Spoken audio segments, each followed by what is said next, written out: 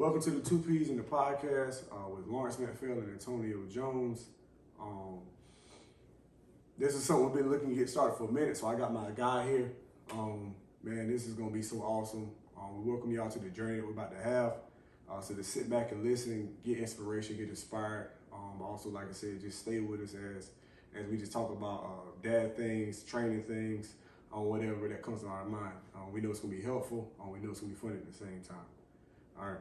So just a little bit about me. Of course, like I said, I thought about having a podcast with somebody that I was really, truly, and genuinely respected. And of course, Antonio came to my mind. He's a super positive guy who has a lot of good things going for him. He's also a good friend. So that being said, I'll let you introduce himself, and then we'll get into some of these P words. Man, what's good, my good people? I'm blessed to actually have Lawrence in my life. Man, it's funny like how we became friends. but I'm very fortunate, like I said, to have him here. A little bit about me, man. I train. I'm a father just like he is, and then we just came together to try to make this podcast because we have so many long conversations. And when I say long, like sometimes we be on the phone about 3 hours. Yes. Just talking. About everything. So, man, this is going to be awesome because I know a lot of good conversation is going to come out of this. So, we're going to start with our P words. You want to go first? Or you want me to go? Man, I guess I'll go first. My P word today, bro, is program. Okay. So the reason why I came up with program, just based off of what we do. Mm-hmm. We trainers, and then we both have our own program. Okay. And then the other reason why I chose that word program, just want to make y'all think a little bit. Basically programming who you are. All right. So you basically can't tell a man or tell a person how to program. Right. Yeah. So man, I want to hit on both of those things about business and then about people. Okay. I couldn't narrow it down to 2 words. And actually, my 2 words are kind of wrapped into one when it comes to me. And I'm going to say on both, and I'll elaborate. So mine are prayer and purpose. Everybody has been put on this earth to do something. Okay? And definitely. Yes. And a lot of people associate their purpose with what they do. I associate purpose with who you are and who you are becoming. I've heard it said to me that we're not human doings, we're human beings. So I believe this is just a part of the avenue that God has taken me on when it comes to speaking words, encouraging, having conversations, enlightening others, maybe sharing things that I've gone through that could potentially help them both now and in the future. So like I say, purpose for me is what I'm seeking every day. And I can just take you on a little journey. So Lawrence, the young version of Lawrence, the high school Lawrence, was very introverted, didn't speak. The 12-year-old Lawrence will look at the 32-year-old Lawrence and say, whoa, wow, you're speaking now? What, you're giving information out? The 19-year-old Lawrence will say the same thing. What, you're having a podcast? Actually, the 30-year-old Lawrence will say the same thing. So this has been a progression where I've been becoming this version of myself. That's growth, bro. That's basically what it is. I went from being an introvert to becoming a leader, to becoming a coach, to becoming a teacher, to becoming someone who tries to motivate others, to inspire others, who is intentional about living in purpose. And so this is just the next phase that I'm in, like I said, and I need somebody who could come with me. And actually, like I said, no matter what we do, as far as, because we actually had our AE team, and this is basically his. He'll tell you about it in a second. But I want to lay another foundation with a guy who I'm very cordial with, so we can always have something that we can kind of put out there together. So yeah, purpose, man. And part of the purpose with me and Tony is, he can tell you this. How do we meet? Tell him how we met. Remember the first time we met? The first exact time. I think I came over to your house. Yep. And basically, me and his wife, we co-workers. Mm-hmm. I always thought Jaleesa was a cool, very, very cool young lady. So, so basically, we got together. I think Brittany came to come work there is when we really started coming together, because that was like a year before Brittany came. And that was at Least Central. At Least Central. Yeah. So they became friends, Brittany and Jaleesa. So so what happened was they wanted, well, matter of fact, it was crab legs. Yep. It was crab legs. We talk about eating crab legs, and then we was like, man, we just gonna come to Columbia, and then we came. Man, and then bouncing back from off what you just said, bro. It kind of took me back to that day. When I first met you, bro, man, you quiet. It was just, hey, how you doing? I'm more energetic. Like he always knew that, man. I'm energetic. I'm outgoing. Hey, it's crazy, like how we can coexist in the same room, right? Because we was basically two different people. Yep. But they do say, people that have a lot of differences can actually mix together. Absolutely. Yeah. So what happened was we found out we had some similarities because the Duke basketball game was on. Absolutely. And then that's when we really started talking. So yeah, we both big Duke fans, and like I said, actually I knew for a fact that we were put together here to do things together, and so he didn't know at the time I was teaching, I believe. Yeah. But I also wanted to get into just like training as a business. So I had been doing it already. I was coaching high school ball at that time, and I did training within my program, but I also wanted to take that training outside of that and actually have my own business. And I believe at that time you were already training, and so I think I was in the school still. I was more of a football player. Coming through college and stuff. So man, the main thing that I wanted to do, I'm like, man, my mind told me, man, it's bigger than just in this community. Right. I always wanted to be able to be a mentor and well, not just in that small space, but just be like kind of local within like the PD area. Okay. And then eventually, man, I wanted to branch off, which I have already done. Right. Okay. So yeah, well, basically he's telling you that he basically Tony had a blueprint of something I wanted to emulate.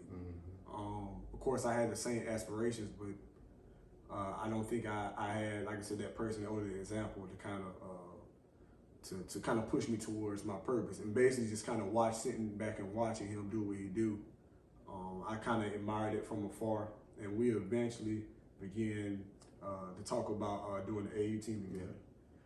So of course, when that happened, he's the owner of TB Kings and was in Queens, right? Yeah. And so he does a lot in the PD area, and so he inspired me to actually start my own business. So I don't know if you want to tell them more so about TV, what it stands for, what it means to you.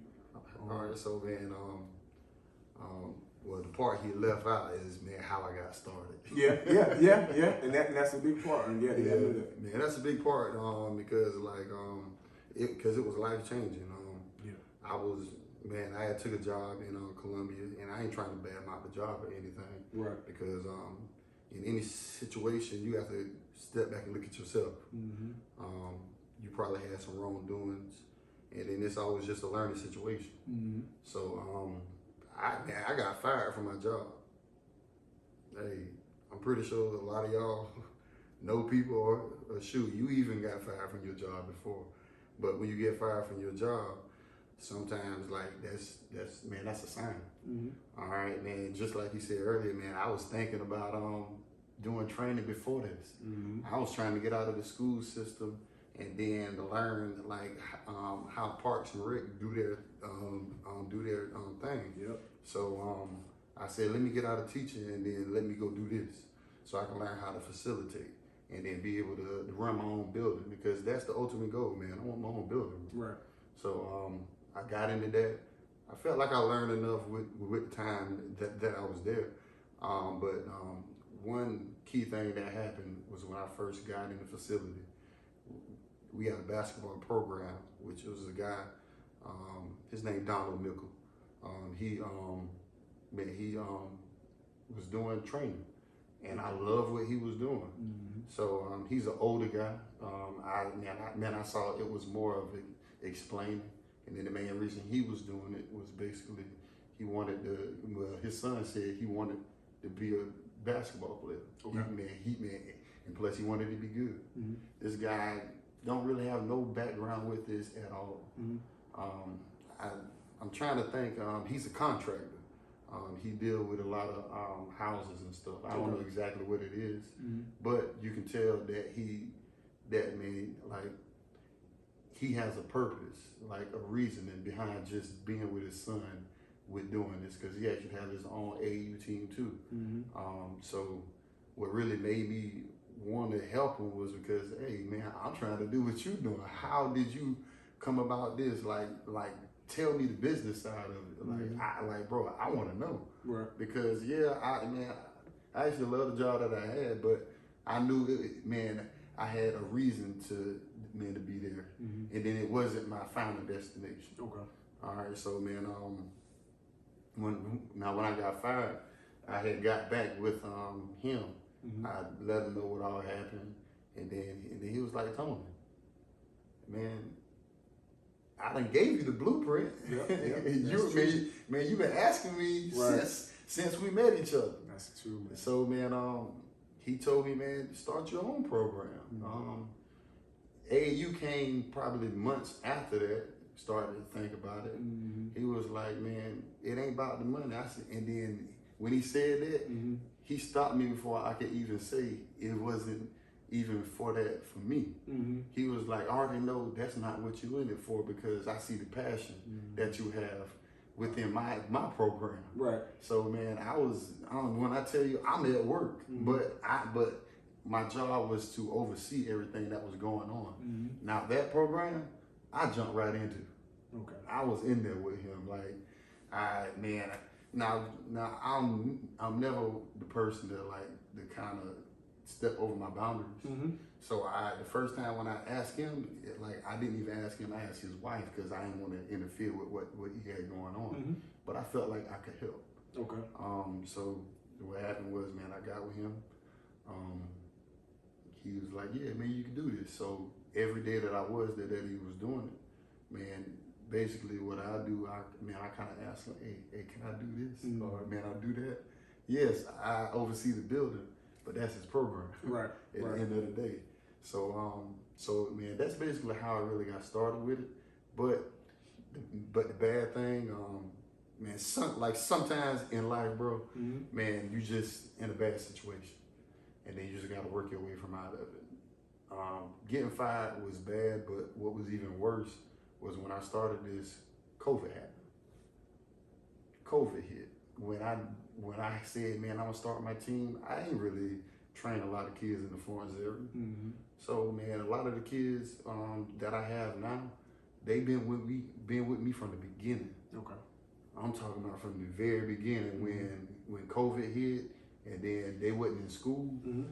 Their parents said, man, we still, I'm still wanting them to train. Okay. So what happened was, I knew we couldn't have a team, we couldn't go to these tournaments to get them exposure. Man, they was already young anyway, 7th and 8th graders. Okay. So these are 10th and 11th graders now. Mm-hmm.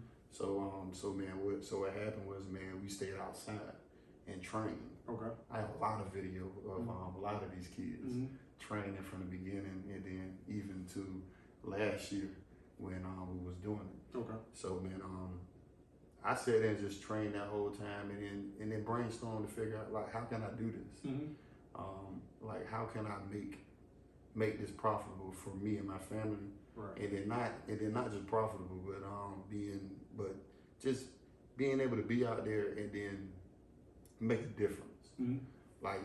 My biggest thing is to make a difference. I always tell parents this, bro, and then I stand on it. I said, I can't make your child into LeBron James, right, Kobe, Jordan, like whoever y'all think y'all kids can be. Mm-hmm. But one thing I can tell you for a fact, if you give me these 4 months from what they look like now, they'll look totally different at the end. Okay. Because I put in the time to actually train them. And then it's not just training them physically, it's training them mentally too. Okay. Because I use a lot of my basketball for life lessons. Man, you know, like after we finish with practice, sometimes, man, we'll sit in our circle for like 20 minutes. At least. Talking. At minimum. We just talking. Yeah. So man, I'm blessed, bro. It's not where I want it to be, but if I keep pushing it and keep believing in what I got going, man, sky's the limit. That's true. And of course, in my mind, as I'm listening, I'm hearing the story, I'm thinking about all the P words that you said. And of course, your biggest word was program. And you were saying, if you give me these 4 months, and then you said it's not just like physical, it's emotional, psychological, mentally. So it's an all comprehensive program. So you're not just giving them one facet, you're giving them all these facets that people, now I say we got tangible things that you can see, skills are tangible, but you also have intangibles. And I believe that's one of our greatest strengths as coaches, trainers, mentors, as people, is we focus a lot on the intangible stuff that people don't see. And that's truly the valuable things that even though you can have transfer with skills in sports, but the intangibles transfer across into life. And that's what I take the most joy out of having, because if I can't transfer those intangible things to you or give you a different perspective, that's going to help you transfer outside of sports and into whatever you want to be, whether that's a father, a husband, an adult, whatever you're doing, like then I failed. I feel like I failed. So another thing that I heard, of course, another P, you were pushed into purpose. The firing pushed you, and a lot of times, and I can say from experience, especially recently, that a lot of times God will use things to push you to where He wants you to go. And so because maybe you would not have stepped out on your own. Oh, I know for a fact. See? I know for a fact, because Right. sometimes, man, like we can psych ourselves out, and then, man, I fall victim to that. Okay. And then, As a lot of us do. Yeah. And then, like, man, I'm comfortable with saying that, because sometimes when you say it, man, you learn to understand it, and then you learn, like you said, push through. Yeah. Be able to do what you feel like your purpose, or just what you want to do in general. Yeah. And that's good though. So I guess we'll get a little bit started with mine. So my company is called Flow Training. I started this a couple years ago. I forget the year. We'll get the year back to you. But I'll never forget, I gotta tell this. No, let me rewind back further. My first thought of training was actually, I used to train myself. I kid you not. I wish I would have had the notebook. I will show y'all the notebook one day. As a 13-year-old, I would go, I'm talking about, it has mold on some of the papers of just different drills. And I shot them out. It's called Better Basketball. I don't even know if they still make videos. I used to save my allowance when I was young. I got Better Basketball Shooting. They had JJ Redick in there. Better Basketball Passing. They had Mike Bibby. He was just talking about that in one of his podcasts. See? With Better Basketball. There you go. They had moving without the basketball or scoring. One had Chauncey Billups. That was my guy. I don't know if y'all know who Chauncey Billups is, but Chauncey Billups was my guy back in the day. Bully ball. Yes. And there might be one or two more, but these were like super transformative, because they gave me, I had a vision that I wanted to be better, so I knew I had to invest. So I started investing, and I used to write my own workouts, and I would go in the gym and I would work out on my own, and then other people would kind of see me and the focus that I had, and they would kind of ask me. And I just had a mentality that, hey, if you want to take it serious or you just want to work out with me. Well, really, I was kind of training people, because I would kind of give feedback and this and that. So fast forward a little bit more. When I was at USC, this is like back in 2014, there was a guy named, I'm not even gonna say his name, but he had a company named 3D Hoops out of Lexington. And he had his own training business. He did his own camps. He had a summer league. I think he had an AU team, but he also did training.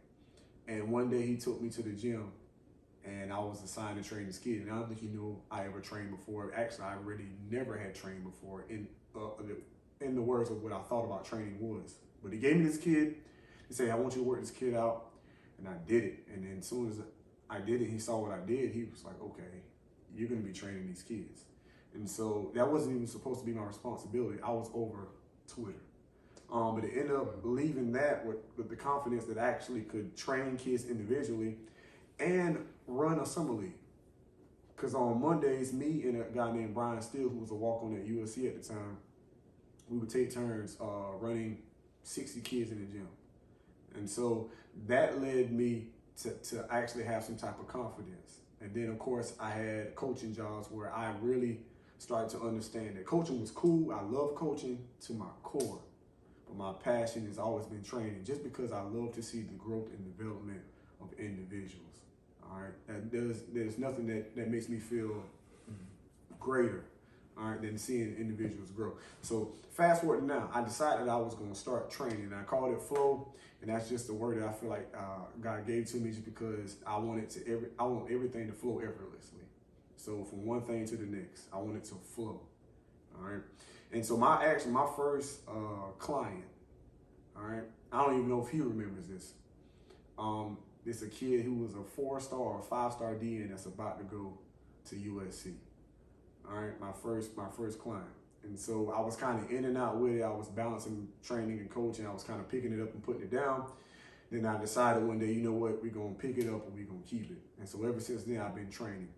All right, I don't have the clientele that Tony has, but like I said, I'm like him. I pour my everything into the clients that I do have. And you're going to get there, bro. Oh, yeah. And like I said, but even I want it to grow, but I'm not focusing. I'm focusing on the product more than the people, you know. And then one day, of course, somebody's going to see it. I've had people tell me all the time that they like my work, which is fine. I appreciate it, but I know I've been doing a good job. But the focus is the kids. And I'm gonna always keep my focus on the kids and how can I help the next generation? Because like I said, it's more so about them than it is to us, and we just want to pass down some things we wish we would have had growing up. Yeah, for real. So because we, to be honest, yes. man, we didn't have what we are, bro. Yeah, absolutely. Yeah, we didn't have that. Like I wish, man, I had somebody to like push me like more than what I did, because I was always, man, well. You know I'm tall, man, I'm 6'4". I always just had a great athleticism, but I never took the weight room serious until I got older. Man, my head coach actually gave me my jump shot, because I used to kind of shoot like up under my chin and kind of push like a Sean Manning shot. So the Matrix still good, even though that jumper ugly. Right. But definitely I used to shoot like that, but then he kind of, like I had gym class, I think it was second block. My sophomore year is when I changed my jump. So in class, he'll like the whole 90 minutes, he'll have me in that form shooting. And then we did wall touches, coming back, shooting jump shots. We did half moons. We did a lot of that for me to get time in to actually learn how to shoot. But I didn't realize at that time that I had it in me to like take on the development and then understand that this is what I have to do in order to reach that point. If I would have had more of me or just more of his time, to be honest, I feel like I probably would have went to college to play basketball. Yeah, because man, I only went to college to play football because I ain't had to really work at that. Okay. I was just naturally talented, and then I went to Peyton Manning Passing Academy. Okay. Going into my senior year, when I tell you, had a bunch of coaches from from D3 all the way up to D1 colleges. We had a bunch of receivers that was there. One of the guys used to play for LSU. His name Terrence Tolliver. I'll never forget him. Okay. All right, because during that time I was a huge LSU fan. Okay. And then this was during the time after the quarterback. What his name? Russell. Jamarcus Russell. Jamarcus Russell. Okay.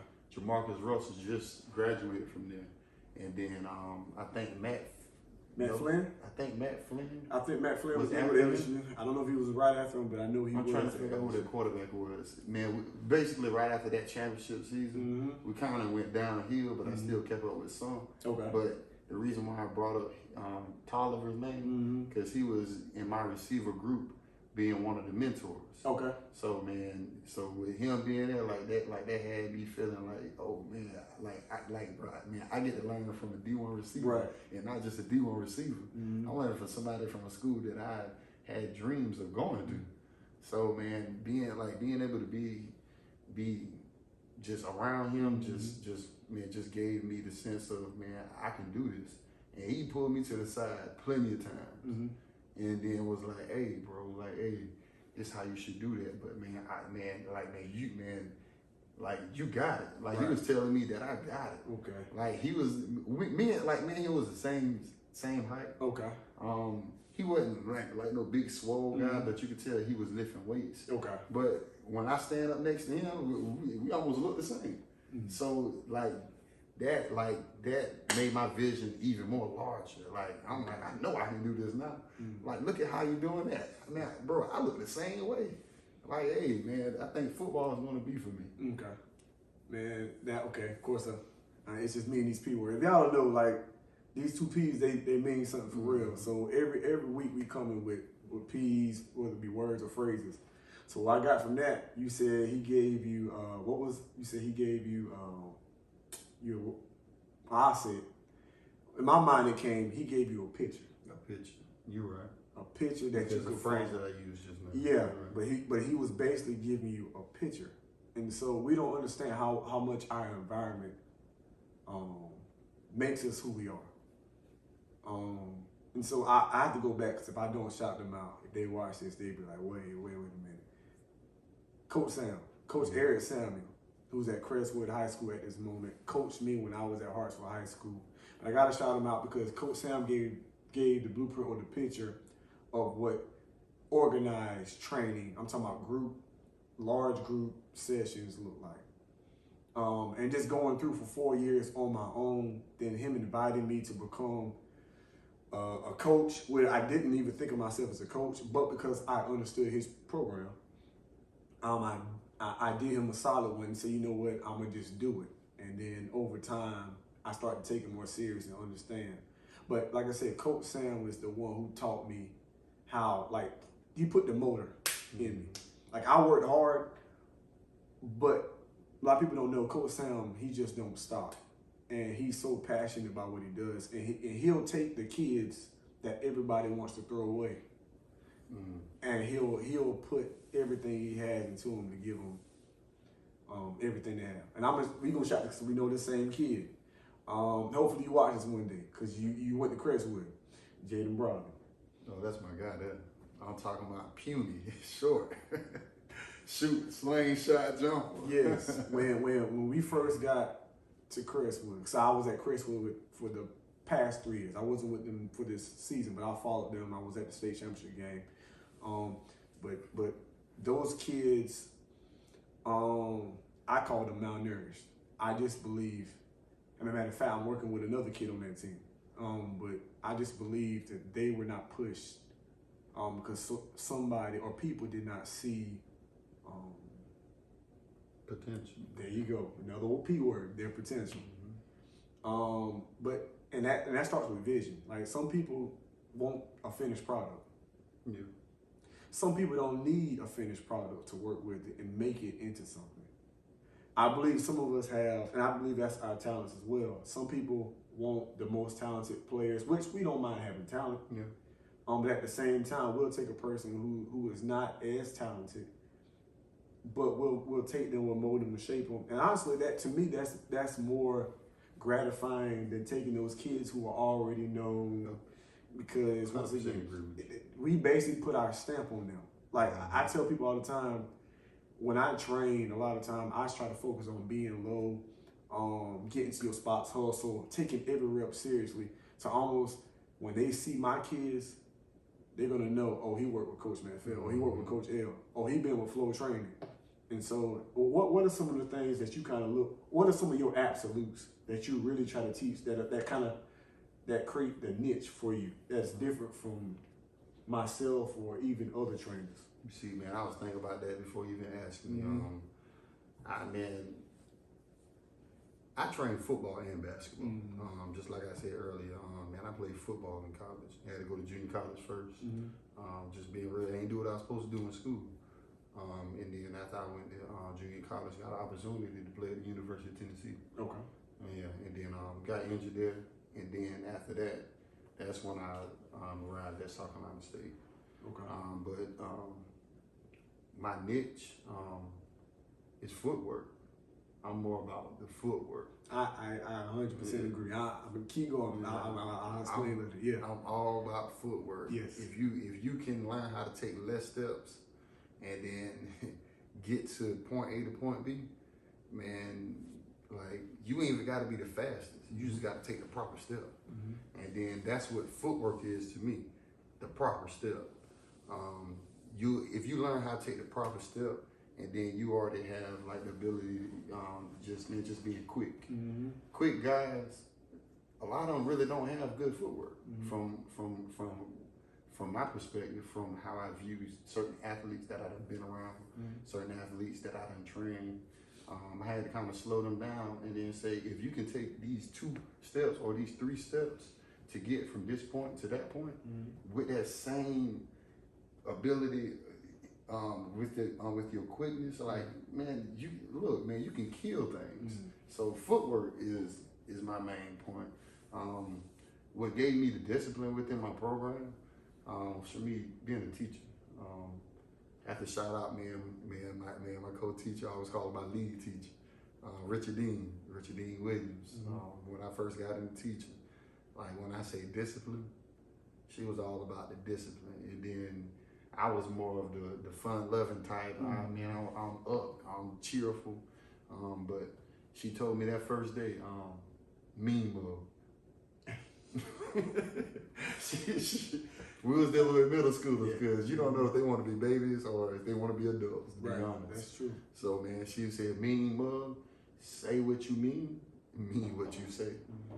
And then don't never veer away from that. Right. So, that's how I do things now till this day, bro. Like, and then just be honest, man. You don't always turn out to be what you thought you would be.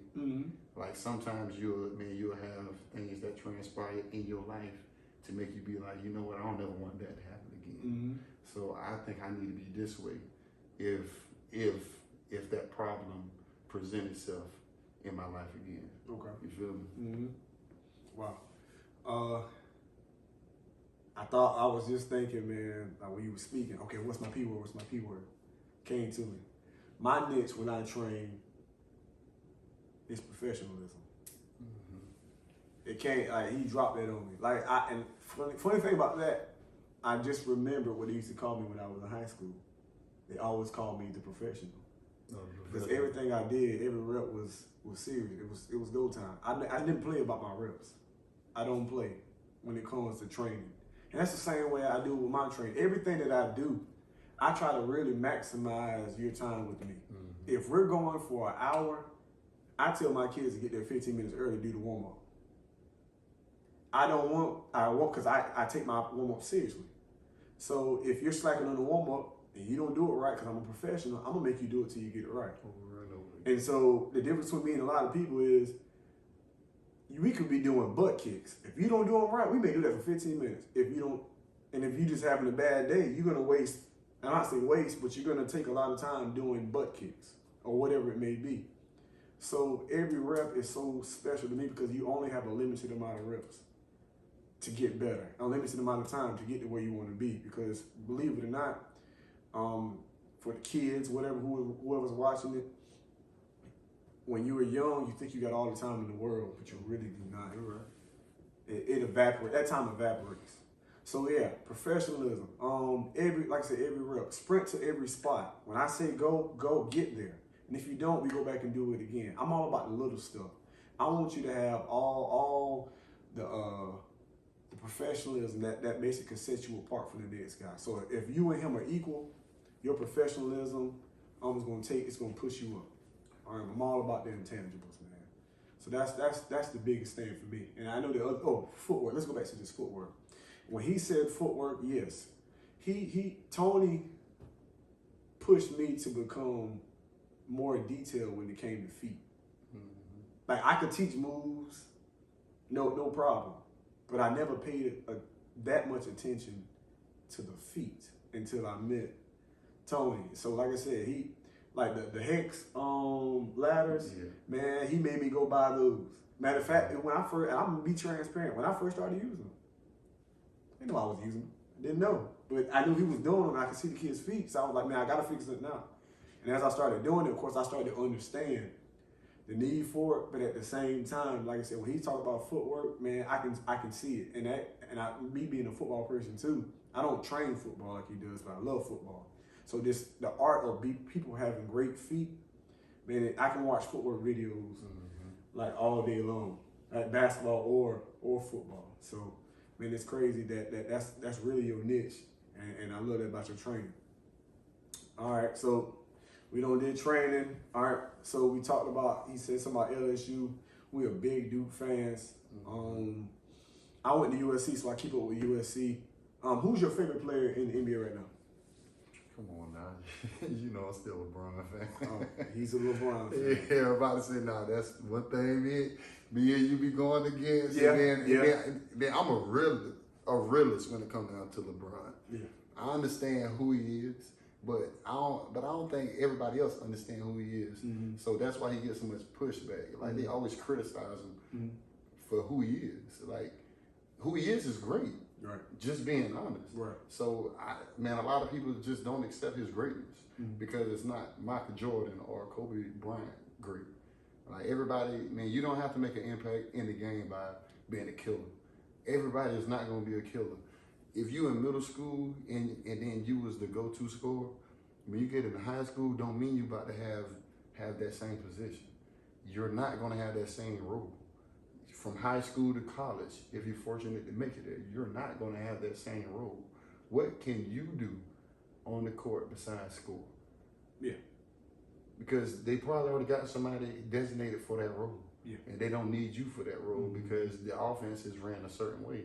And you got to be willing to play in that offense. You got to be happy with your role because that's how you're going to get playing time at the end of the day. Right. So, man, I don't think they understand who LeBron is.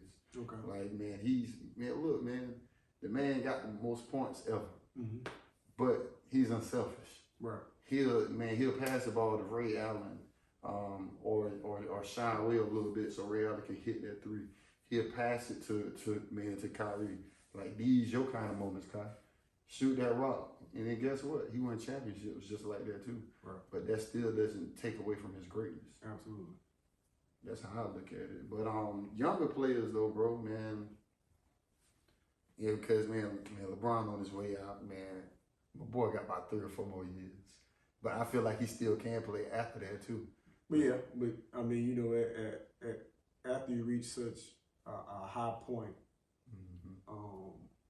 in basketball, you know, certain great players are not going to play when they regress to a certain level. They rather go ahead and retire because when you've been so good for so long, you're just not going to accept that type of play from your own self. So. You definitely right. Yeah. But back to those young players, man, I'm gonna be honest. I even tell you this. I don't really watch a lot of NBA. Like the reason why I watch it now, I don't really do too much of it. Is for things like underdog, those betting apps. I don't even really do it much now. I mean, it was just a thing to do. And then I didn't realize what it was doing. It was helping me catch back up to what the NBA is now. Oh, yeah. Like, yes, I understand what the NBA is. I see it for what it is. I mean, it's more of a scoring league. At the end of the day, you got to understand it's entertainment. All right, yes, they want to win, but they're going to put, but the league itself is a business, and they're going to put their business first at the end of the day. Because everybody want to still see those Shaqs play. Be able to dominate down in the paint, but the game is not played like that no more. So players that I love now, love those guys from Duke. So Peyton, I'm gonna automatically say his name, But sometimes I feel like the situation he in, I don't think like that's the team for him. Like the team that's surrounded around him, I don't feel like that's him. Because I feel like sometimes him and Jaylen Brown just take turns. And they do a lot of one-on-one ball. And then I don't too much care for that. But I understand that's what it is now. So another player that comes to mind, I love Giannis. Giannis kind of give you that old school feel. Because he's not going to shoot a lot of threes. He's not going to try to take you off the dribble and in style and profile, but he will get in that pick and roll, and then receive that ball, and then bang on your head. And I love that about him. He can give you 50 with scoring twos. Giannis can take 3 dribbles from one side of the court to the next side, and then finish with a dunk. All right, like that is amazing to me. It's more amazing to me than seeing a bunch of crossovers, step back threes. Just being real.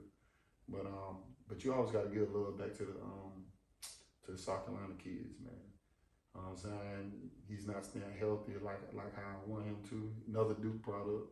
Happy that he came to Duke. Disappointed that we didn't get a championship with that team, but hey, it is what it is. I kind of understood the issue with that team too, but that's another conversation. And then stay there, because I'm about trying to give like just deeper insight. What do you believe was the issue with that team? Because I was more in tune back in the day with what I deemed to be an issue with that team. What was your issue with that team? Okay, I think identity. Okay. Was the issue with that team. They really didn't play a lot of good defense, like how he is now. He just hit on my point. Yeah, so identity was like they didn't know who was gonna get the ball. I think RJ Barrett took way too many shots sometimes. Shots that wasn't good shots. But a lot of people who's not like into basketball like how we are, they'll be like, well, he RJ Barrett, man, he's supposed to shoot the ball. Well, he's supposed to take good shots too. Because those shots that sometimes he took put the defense in a bad situation. I felt like a lot of the times when Zion did come back, I felt like you should have played through Zion a lot more. And then RJ Barrett kind of take like second in charge, basically. Well, not the back seat, because back seat sounded like you just saying you got it. Well, no, and I'll say this, because I know you mentioned the Celtics too with Jason Tatum and Jaylen Brown. In basketball, there is a backseat, in my opinion. There's a hierarchy because there's only one basketball. Yeah. So I believe in that situation, RJ Barrett was so aggressive. Like you said, he sought his shot, that there were times where we believed they should have played through Zion. But he was the one initiating because he was so aggressive, and that may have been a downfall to that team. Yeah. But ultimately, like I said, they were not great on defense. I did not love the zone. I recall the zone that they used to play that I didn't like, but that's a different conversation. Jason Tatum and Jaylen Brown. I believe, and I heard this from another source, that Jason Tatum averages 30. We got to fact check that. I think he averages 30. And he's intentionally allowing Jaylen Brown to cook because he understands in order for them to get to the top that they're both going to have to basically feed off each other. Now, I haven't watched a lot of Celtics games this year, but I know they've had some great pickups with Derek White.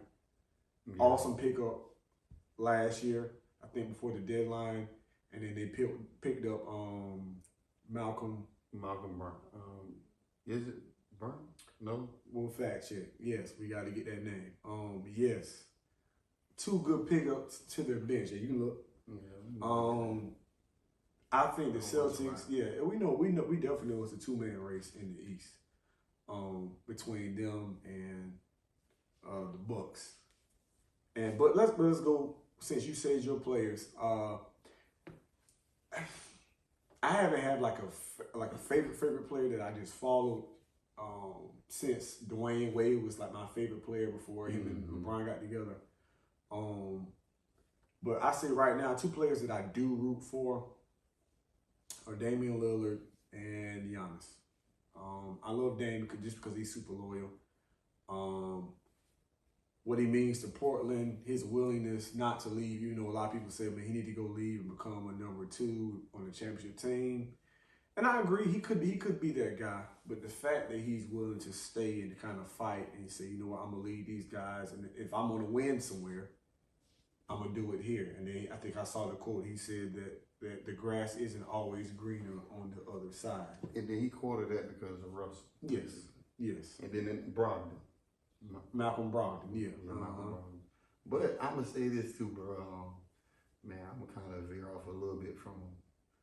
I love him having that stance to where he feel like if I'm gonna win, I'm gonna win here. But is the organization, does the organization have the same mindset you have, or are they actually putting pieces around you for you to be able to win because you're getting older? I feel like he's just being a little stubborn because everybody else is doing it, and then I feel like that's just what the league is. Even kids in college is doing the same thing, bro. But it's more of, let me move here because I'm probably getting paid X, Y, and Z, or just not the ones that coming from D2 or these smaller schools. They trying to go up to these high major schools because they just want to be able to play on TV, bro. Or man, they just want another opportunity to where they can show their talents. Like, I feel like that's just what it is now. So I was upset with like the transfer portal, but basically I'm upset with it because of how it's taken away from the high school athletes. College coaches recruit less in high school. If you're not the top of the top, it's hard for you to get recruited. Even the D2 schools ain't looking at kids in these small rural areas. Like back in the day, man, I know man, if my grades was right, I know I could have played at a Francis man coming right out of high school. All right, but man, my mindset, man, I want to play football because I was more football oriented. But I just kind of accept it for what it is now, bro. To be honest with you, I used to be stubborn about it, like how Damian Lillard is. But I see it for what it is now, and then it's a good thing and a bad thing. Okay. But more of a good thing because the NCAA has been profiting off of these kids for so long. The NBA has been profiting and being in control of these players for so long. Now the shoe is on the other foot, and then everybody have issues with it now. But what makes a good relationship sometimes is controversy, so that you can come to a meeting and then get an understanding of how this really should be, how we can maximize everything about what we're doing. I think kind of hitting off that point. I think the biggest issues that the NBA will have with what's going on now is just they want parity. That's their job, is to have as much parity across the league as possible because they deem that to bring more interest. If more teams have more stars, if every team had a legit star, like I said, you bring more eyeballs. So I think they would also love it. I don't know if they would want teams teaming up, but I don't know if it hurts. I don't know if it hurts. If I'm Damian Lillard in this era, I guess you do get to a certain point because the Trailblazers are whenever you get rid of the second best player and CJ McCollum, he's now gone. I think you know that the window, if they had a window, because I could say that I don't know if they were ever a legit NBA title contender. You know, they made it to the Western Conference Finals one year. I think there were a couple of injuries, and they got swept that year by the Warriors, I believe. Without Stephen Curry, if I'm correct. So I don't think they were ever a title contender. So I believe that Dame would rather be I'm not gonna call it a savior, but he'll rather go down as the best player in Portland. And also try whatever, in what capacity, what you want to deem trying. Because like I said, when Portland is a smaller market in the NBA, they're a younger team. So unless they draft a star or anything like that, it's going to be hard for them to try to put together a championship team around a 6'2", 6'3" point guard who is a top 75 player in my opinion. But you just don't win NBA championships with just that. So that would be my point for that one.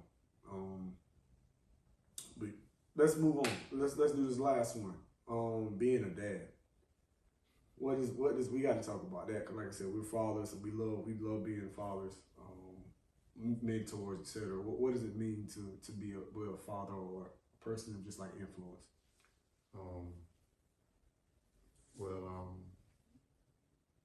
I actually get real sensitive about that topic, bro. To be real with you, man, my son.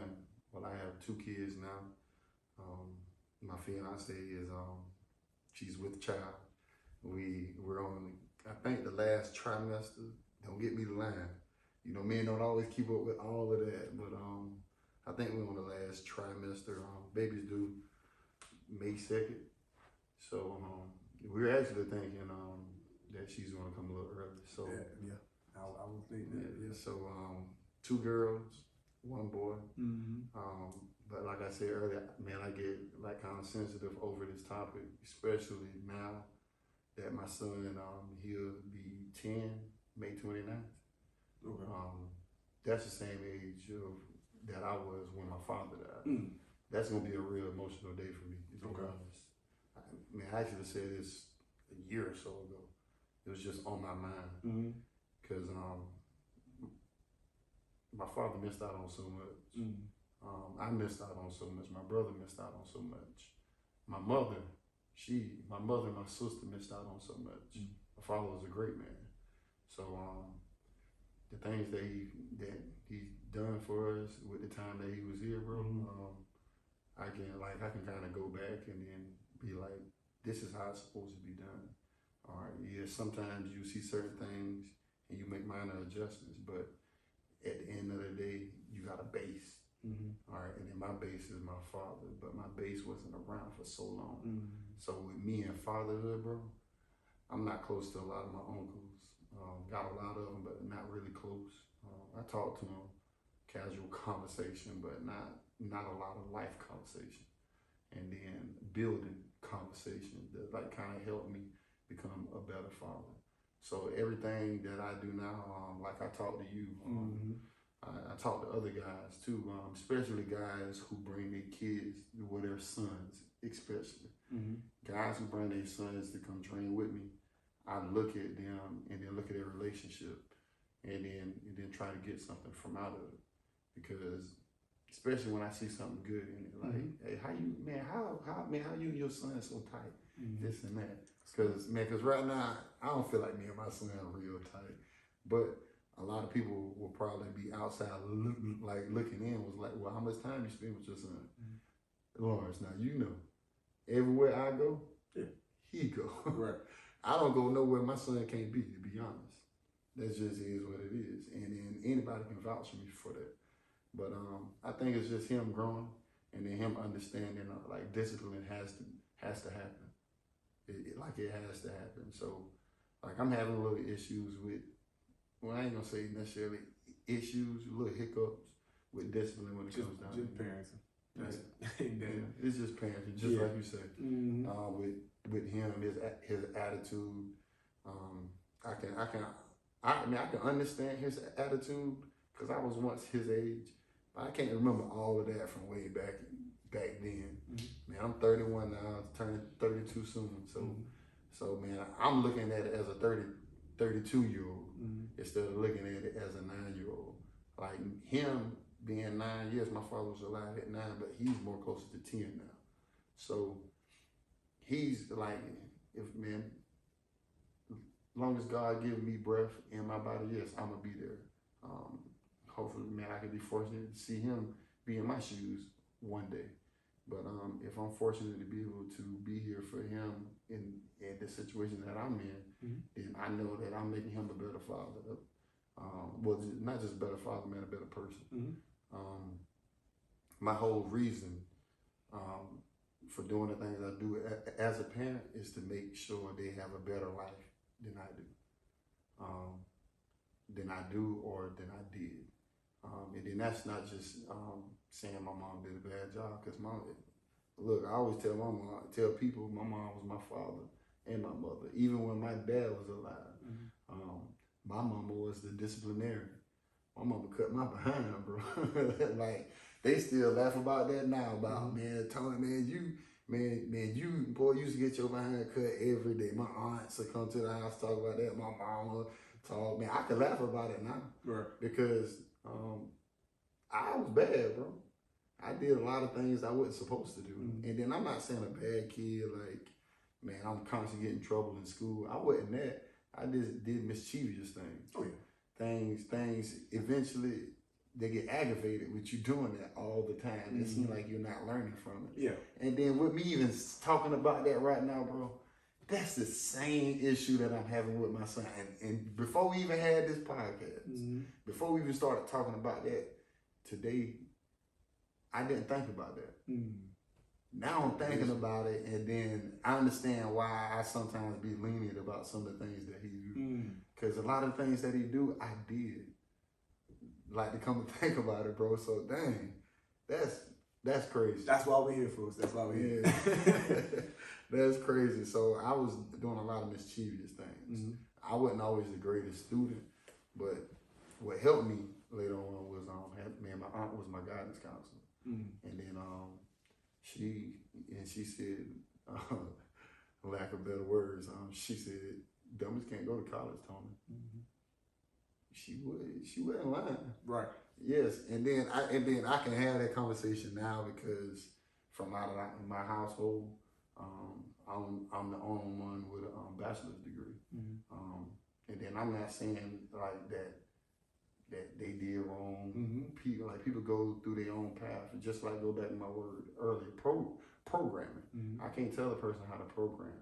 I can't tell a person you need to stay on this path because we envision you being this or being that. Right. But people are always going to stray. Well, people are always going to stray to how they feel like they should be or how their life should be. Right. So I don't fault them for that. And then I say that because my brother and sister made honor roll in school.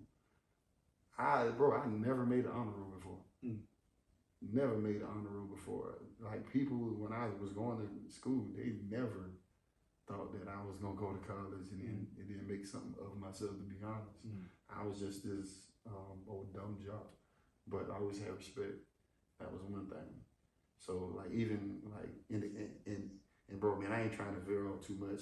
But I'm saying all this because it's bringing it back to just the parenting part. Right. I understand the things that I went through. I understand who I was during those times. I understand how people visualize me, how they look at me. And then some of those things, I didn't want that to be me. So now, as a parent, I gotta make sure my son understands certain things. Even when I have conversation, I don't think he hear, but he hear me. Even if he don't act on it now, if he don't act on it next month, even if he don't act on it next year, I know he hear me. And then eventually, if I be persistent, and then other people are, that's the thought. We'll say it, All right, so if I keep being persistent and then being the father who I am, which I can still, well, bro, man, I'm still growing. Because I never had nobody to really be there for me as a father figure. I had great coaches, but a father figure, if you have a father figure in your life, bro, and your father's not there, they're really there a lot. I'm not gonna say all the time, they're there a lot. I didn't have somebody that was there a lot for me. The only person I can really go back and then say was there a lot for me was my brother. And I love my brother. I tell people to this day, like, man, that was my dad. Like, when like we had games in school, this and that, like man, I was a freshman, man, my brother was a senior, man, he like, hey man, don't bother my brother. You know, like the hazing, you haze the new guys that come to varsity. Right. Like we used to do things like strip people. I never got stripped a day in my life. Ain't nobody never jumped on me and then like kind of beat up on me. Well, not physically like trying to hurt me, but treat me like a freshman. I never had any of that. Mainly because of my brother. My brother took up after me.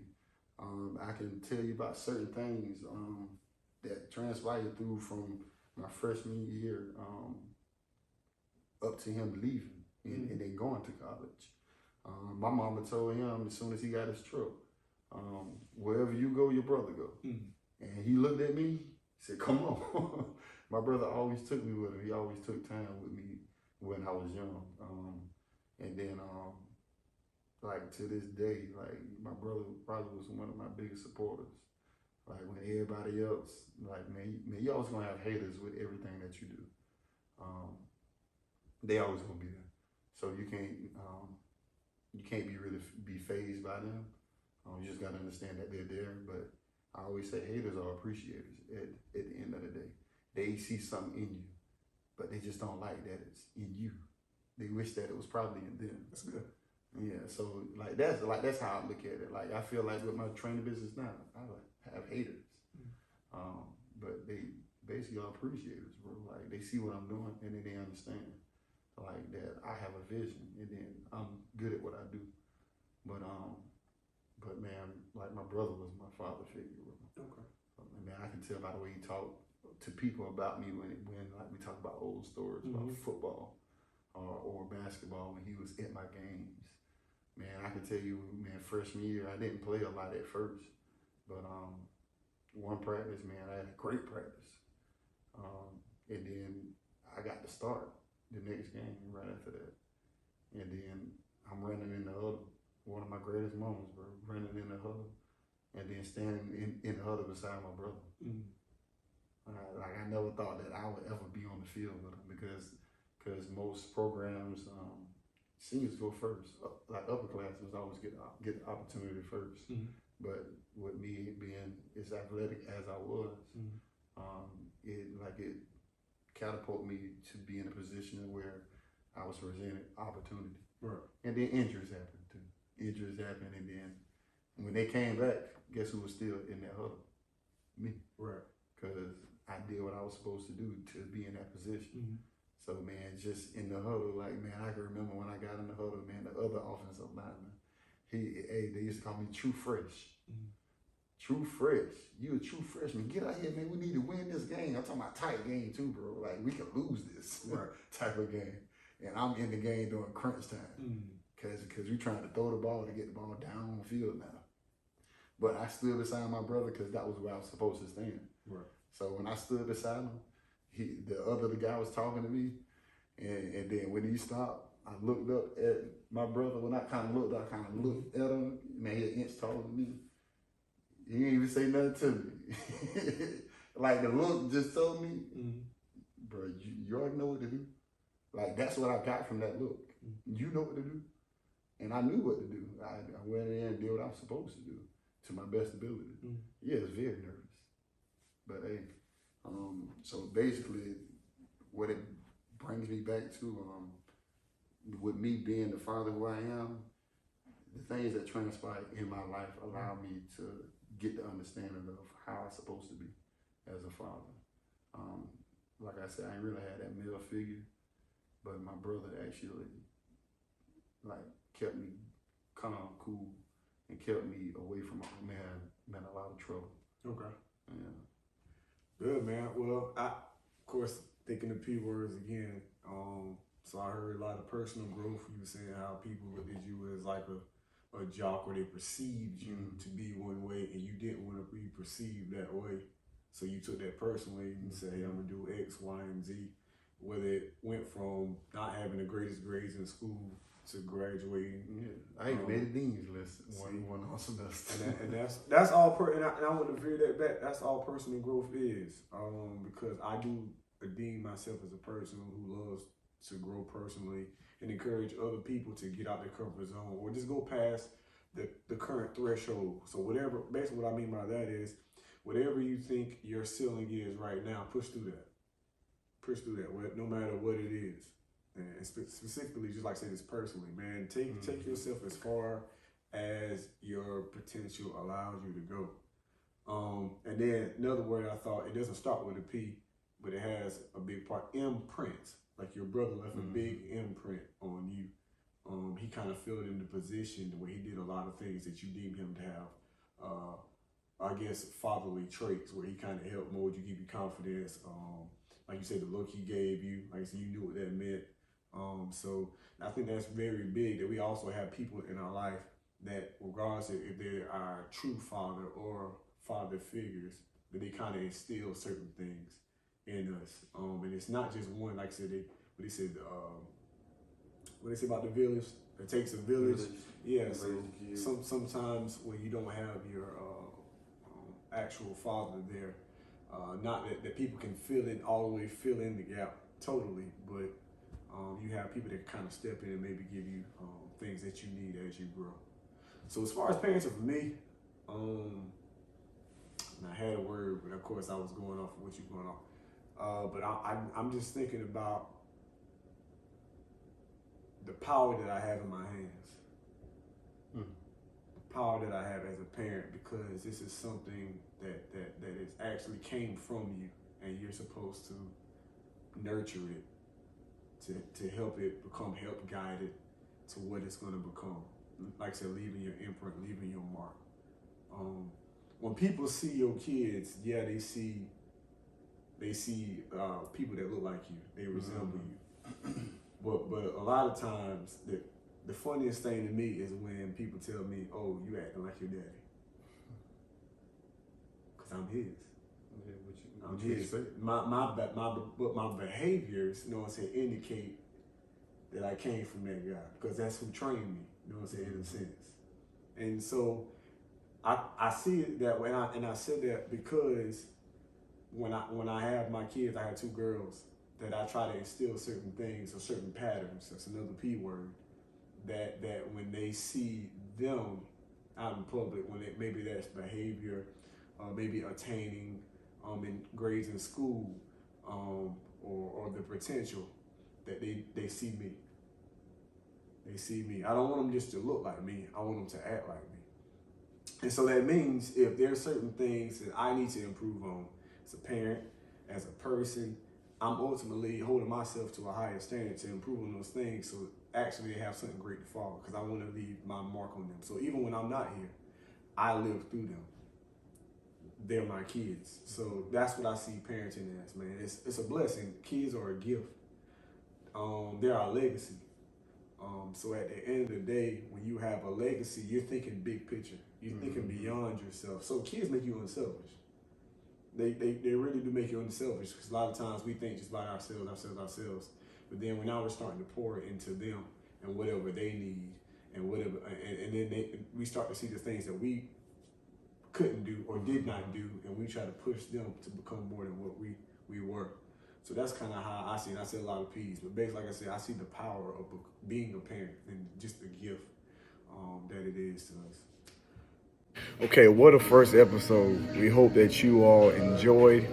If you did, do us a big favor. If you could like the video, subscribe to it, and also share it with a couple people if it helped you in any form or fashion. And look for the next video in the following weeks. Just trying to figure it out. Trying to believe God. Trying to watch the words.